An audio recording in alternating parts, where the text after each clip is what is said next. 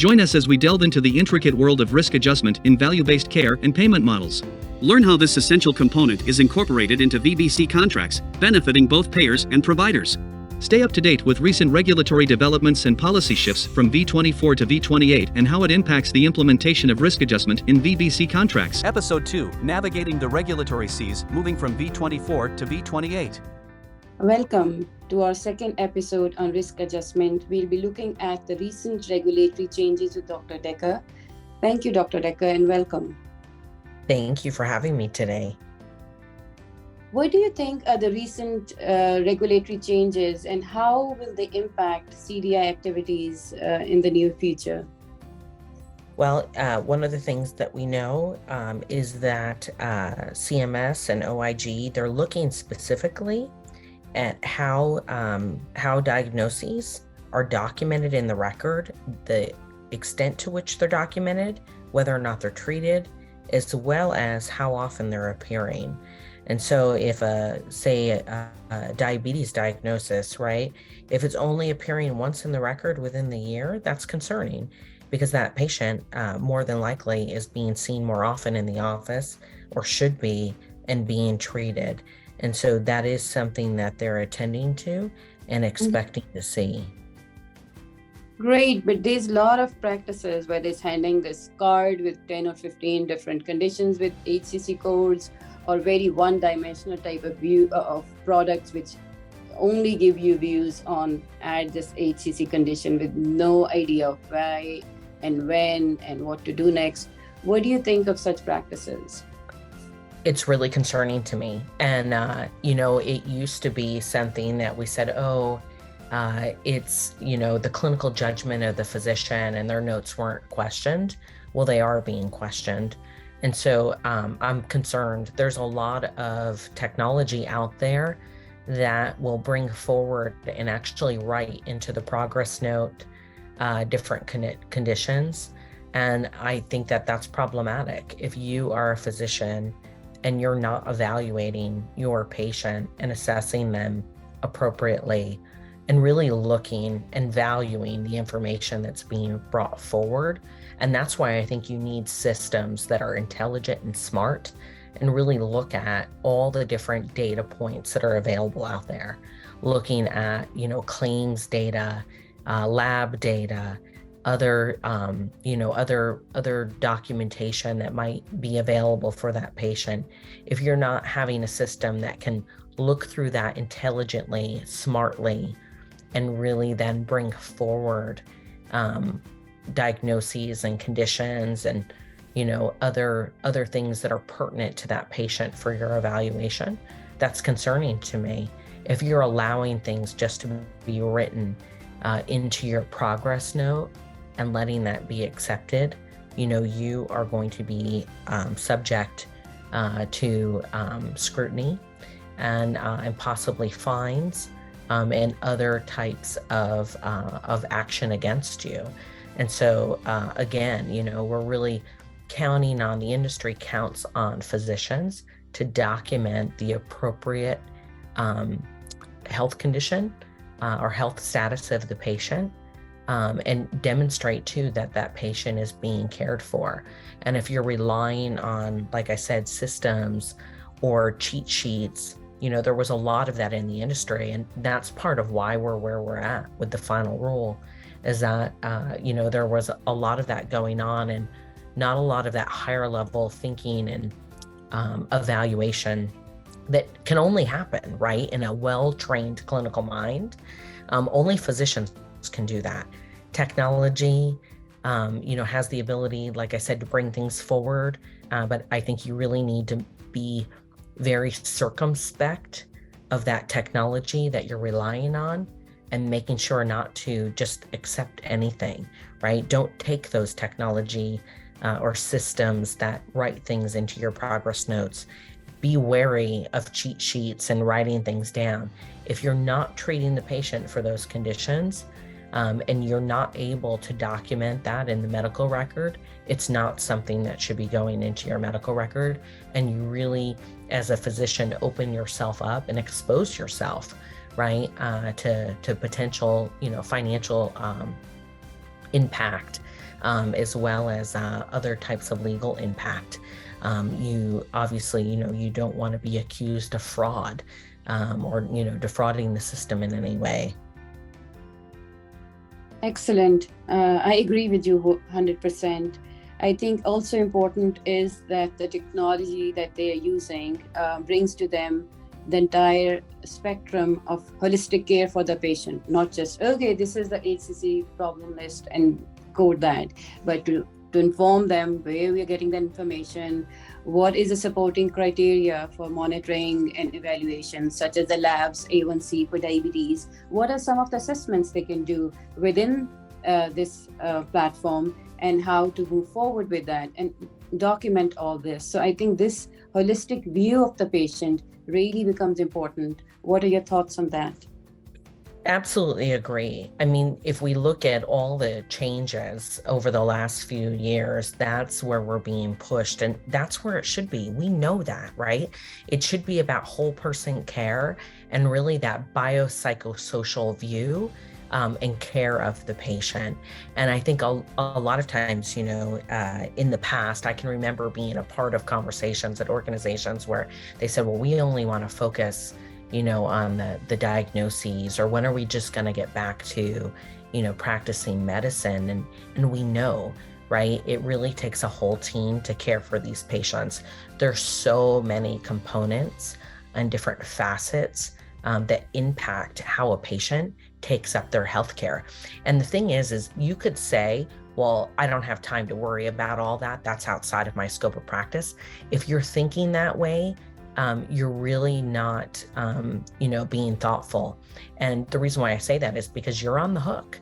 You as a physician in a risk-bearing relationship are on the hook for total cost of care, of whether or not the patient has successfully, closed all the quality measures that they may have required for them within the given year. And so if you're not taking into account all of those components, social determinants of health that might be true for the patient, knowing, about their just their medical history. Were they recently in the hospital? Were they recently discharged? Did they indicate to someone in your office that they had transportation challenges or, food issues? Are there other things that are going on in their lives that, again, are impacting how they take up healthcare? And, those things I think sometimes need to be solved before you even get to, the biology of it all. And having a system that can really bring together all of the pieces, and to your point, have that whole person view of the patient is really going to be important in being successful at this value-based care stuff.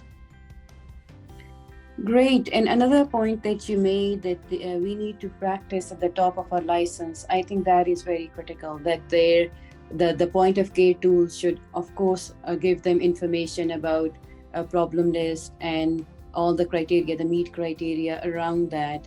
But it should also enhance communication with care managers so they can enroll these patients for a program if so needed, and not do that themselves, because we really need to look at labor shortages also. Absolutely agree. I know I saw a recent study that indicated that we are deficient, right? We're losing physicians by the day. And so having adequately trained clinicians at the top of license, being able to see patients. It's not to say that, there isn't an opportunity to better triage who needs to see a physician and who doesn't. But I definitely think that we need to be wary of how we're asking our physicians to show up every day. And, I look at it this way: you can look at quantity, you can look at quality. And so rather than, with all the things that we're asking and all the things that we just talked about as far as addressing all these components that influence how someone takes up their own healthcare, that's a lot to burden a physician with. And so how can you use your systems, your workflows, to then bifurcate the work to other people that are part of your care team that are more suited, right? To deal with the social determinant issues, or to handle the quality gaps, or, as you said, getting them into care management programs and getting them to the right people, so that you can make sure that these patients are being seen where they need to be seen by the right people. That's all part of the quintuple aim, right? The right care at the right point by the right person, and so on and so forth.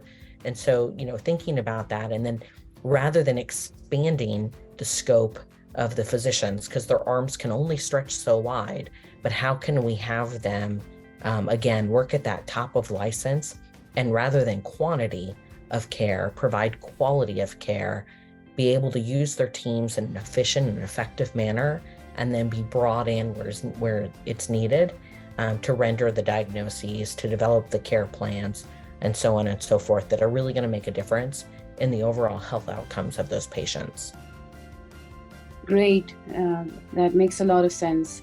Another thing I am thinking about these days is that not only is that point of care tool important, and to bring this holistic view to the providers, but also to look at, in a population way, your overall trends, whether they're outcomes like you mentioned for your different diseases, or whether they're HCC condition trends, so you can see yourself and you can police yourself before CMS or an outside entity notice that they are trends that you need to monitor. You need to police yourself. What do you think of that? Absolutely. We're on the hook for that. And so again, if you're putting something into the record because it was suggested to you and it's not really evaluated, you could be held responsible for that, or you will be held responsible for that. And so really understanding what you're putting in the note. The other thing is, though, and what I always enjoy, I love data. And I always think that sometimes folks put too much investment in numbers, and they think that, because it showed up in a statistic or a percentage, that it must be true. What I want to encourage folks to do is really delve in deep. What does the data tell you? What's the story that it's trying to say? And so there may be opportunities. If every single one of your patients has just diabetes, right, with no complications, and know that your panel is primarily seniors, that's something that you might want to look at, right? Because just statistically, the trajectory for that disease is that there will be some other manifestation or complication, typically within the first 3 years. And so there's ways in which you can look and see, how are you comparing to prevalence rates? Does that mean that if you're not matching what the industry says or what we know, right, about particular conditions and how they show up in the population, if they're not showing up for you? No, right? I have seen groups where, they didn't fall in line with maybe what most of the country, right, or the national average was, and that's okay. But I think it just gives us another way to look at and try to understand our populations better. And, there's something about that inductive and deductive look at data, right? So not only looking at, the individual patient, but then how does that show up overall for your practice? And I think that gives you great insight too, because it may give you an indication of where you want to invest. If you're seeing overall trends within your particular population, like there's opportunities, right, around counseling with statin use, or maybe smoking cessation, right? It gives you an opportunity to really understand where you should invest your time, where you might put programs in place. And again, because this is value-based care, it's not just about risk adjustment, right? That's one data set or one data point that you need to look at, understand how it fits into the overall narrative and the understanding of your patient population, but that also then should feed into or help you understand, whether or not patients are getting their quality gaps closed. Are they getting their, the appropriate assessments and things like that done year over year that we know, right, are important to do. And then also too, those total cost of care programs. It could be something simple as understanding that, you have a lot of patients that are showing up, say, at the ER after hours. look at that. That might mean that, by having someone on staff to either handle patient calls or having an after hours service, right? It would indicate to you important strategies that you might put into place to address some of these other components, right? That we learn from, again, these various data points. And so it's putting it all together and being able to tell that greater story, that greater narrative about who your patient population is and where you need to invest. I agree. There's a lot in the data and it really tells a story. This reminds me of a story where I was working with a health system in New York a few years ago, and we were doing their analysis for HCC conditions. And we found out, the team reported to me, I'm on the way there to present to the CMO of this mid-level organization, and they're saying that they found HCC19, which is diabetes without complication, in 90% of the patients. And you know that that's not what the national average is.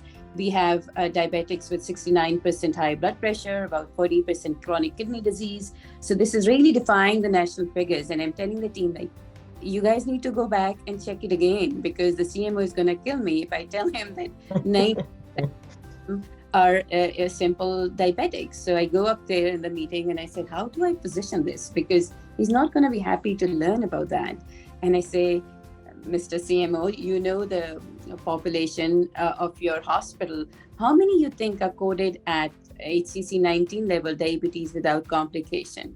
He looks at me and he says, 90%. And I said, yes, it is actually 90%. So obviously they were not really coding their patient right, but they knew that issue exists. They hadn't seen the data, but they had some inklings, some anecdotal evidence. So there's a lot going on there. There are trends which may be harmful, but they're trends which have opportunities there, which the facilities should look at. And that's a lot of revenue for them and a lot of opportunity to better take care of their patients. Absolutely. It's interesting. So I've worked in the industry for more than 20 years and risk adjustment specifically since the beginning. And I can tell you, working nationally, right? So all across the country, have found that more often than not, physicians are not documenting comprehensively and enough. Oftentimes, there are some groups, right, that take advantage, that maybe overcode, but I really don't think that that's the majority, at least from what I've seen. It's always, there's opportunity to document appropriately. And it's really putting that into practice and having that discipline to make sure that you are documenting to the fullest extent. And so to your point, right, we know, and that was something that was very telling, being able to see that, oh, we have diabetes uncomplicated at 90%. We know that that's not typical. Could it be? Absolutely. Would we ever want someone to attest to something that wasn't appropriate or that we weren't treating? Absolutely not. But like I said, more often than not, I find that the notes are lacking as to what the true acuity is of that patient.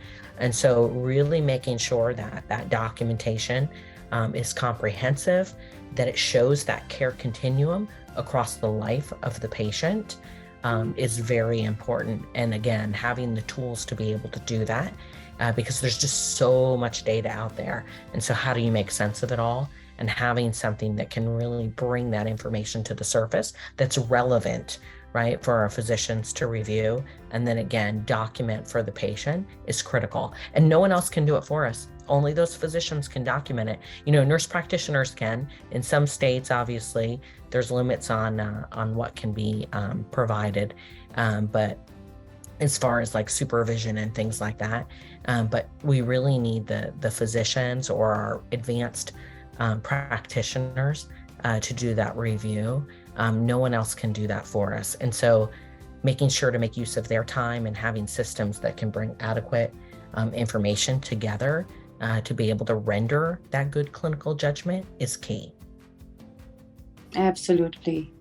One last question before we wrap up is, do you think this changing landscape of HCC world Will the offerings in the market be impacted by that, or you think we'll still see these narrow offerings going forward? How will the industry change? I think we're being asked to do more, and at just an incredible speed. You know, it's like giving someone roller blades on an icy hill, if you will. And so I think we're just being asked to move more quickly. And those that aren't, you know, if you're relying on old systems, those narrow focus systems, like you said, you're going to find yourself in a whole world of hurt, and it will be very difficult to be successful, right? Not only from a financial, right, standpoint of making sure that you're receiving the reimbursement for the conditions that you're managing, but also to just in the overall, you know, care and patient satisfaction will be really important. And so widening, right, your view of, or expanding your reach, if you will, is going to be important, but in a way that makes sense, because there's only so much, right, that any one of us can pick up. And so again, having systems that are wide-reaching, not so narrow in focus, but can help physicians work at the top of license will be important. Great. Thank you so much. Thank you for joining us today. Have a wonderful rest of the evening. My pleasure. You as well. Thank you. Bye-bye.